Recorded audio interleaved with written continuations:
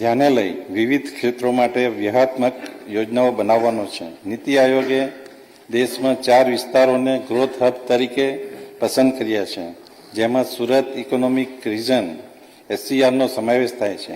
આ વિસ્તારને વૈશ્વિક તર્જ પર વિકસાવવા માટે 56 પરિયોજનાઓ બનાવવામાં આવી છે, જેનાથી SCR હેઠળના સુરત, ભરૂચ, વલસાડ, નવસારી, તાપી, ડાંગ એમ 6 જિલ્લાઓમાં ઉદ્યોગ, પ્રવાસન, રોડ નેટવર્ક તથા માળખાકીય સુવિધાઓમાં વૃદ્ધિ થશે.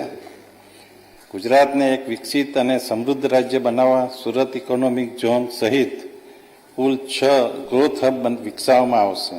જેના માટે હાલ અમદાવાદ ક્ષેત્ર, વડોદરા ક્ષેત્ર, રાજકોટ, સૌરાષ્ટ્રના દરિયાકાંઠાનો વિસ્તાર અને કચ્છ માટે રિજિયોનલ ઇકોનોમિક પ્લાન બનાવવામાં આવી રહ્યા છે, જેમાં ગુજરાતના બાકીના તમામ જિલ્લાઓનો સમાવેશ કરવામાં આવશે, જેનાથી રાજ્યનો સર્વાંગી અને સંતુલિત ક્ષેત્રીય વિકાસ શક્ય બનશે. રાજ્યના સર્વિસ સેક્ટરને વેગ આપવા માટે હું કમિશનર ઓફ સર્વિસીસની નવી કચેરી ઊભી કરવાની જાહેરાત કરું છું. રાજ્યની નદીઓના પાણીનો સુચારુ જળ સંચય થાય અને મહત્તમ માત્રામાં ભૂગર્ભ જળ રિચાર્જ થઈ શકે તે માટે 185 રિવર બેઝિનમાં ટેકનોફિઝિબિલિટી અભ્યાસ કરીને એક માસ્ટર પ્લાન તૈયાર કરવામાં આવશે. વધુમાં રાજ્યના ગામો અને શહેરોની ભવિષ્યની પીવાના પાણીને જળ સુરક્ષા સુનિશ્ચિત કરવા નર્મદા બલ્ક પાઇપલાઇન માટે રૂપિયા 2636 કરોડની જોગવાઈ કરવામાં આવી છે.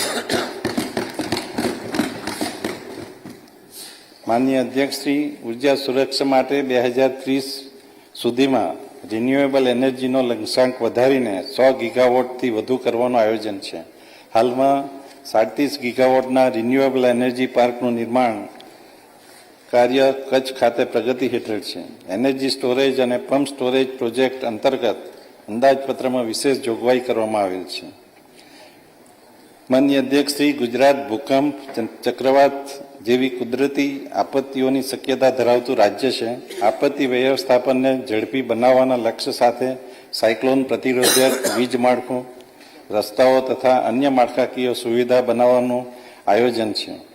માનનીય અધ્યક્ષશ્રી, રાજ્યમાં ભારે ટ્રાફિક ધરાવતા રસ્તાઓ માટે હાઈ સ્પીડ કોરિડોર તેમજ એક્સપ્રેસ વે વિકસાવવા માટે આ બજેટમાં રૂપિયા 1020 કરોડની જોગવાઈ સૂચવું છું. Garvi Gujarat high speed corridor project હેઠળ 1367 કિલોમીટરના 12 નવીન હાઈ